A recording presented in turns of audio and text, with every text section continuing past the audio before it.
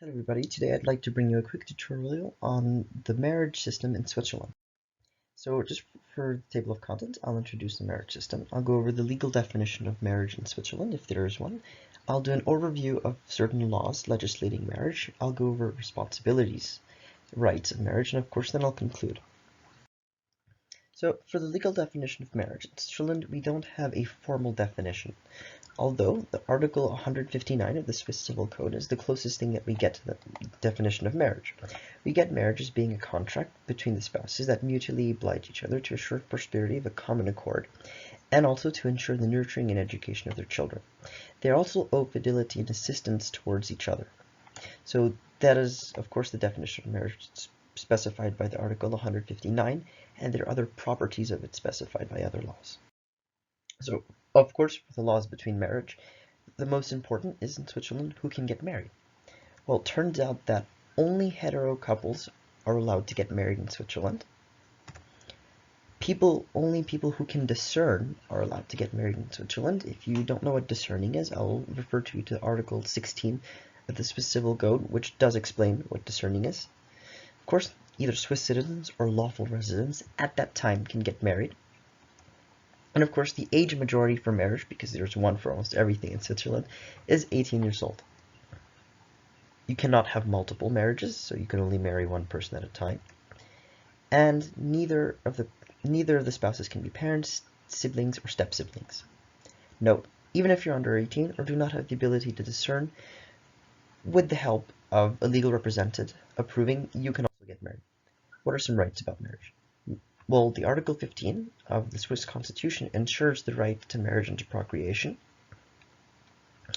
Spouses can agree that the community shall reduce its acquisitions by the Article 223 of the Swiss Civil Code, which also describes what marriage is, and that is a right. And of course, there are multiple other social benefits that are increased for couples. For example, the bridge annuity, which was voted on the 10th of March 2020, is also something that has been increased for couples. Of course, marriage is also a pathway to facilitated naturalization in the case that one of them is a permanent resident and not a citizen. What are some responsibilities that comes with marriage?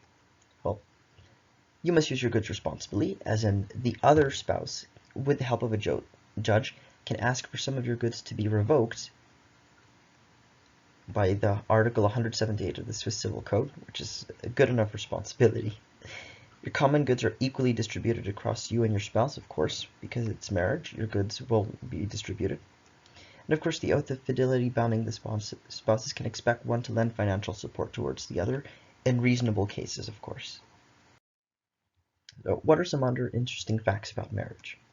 Well, although marriage is possible between hetero couples, same-sex couples can also form a civil union, but it'll not be called marriage in Switzerland.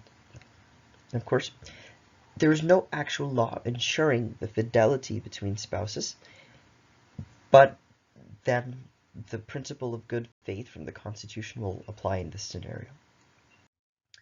So to conclude, marriage basically is a constitutional right. There are conditions on who can get marriage, and there are responsibilities on marriage on how you deal with your goods. Here are a couple of sources that I used, mainly going through the Swiss law. Thank you for your attention. If you found this video useful, don't hesitate to leave a like, please comment, and you can leave some feedback in the comment section. Bye!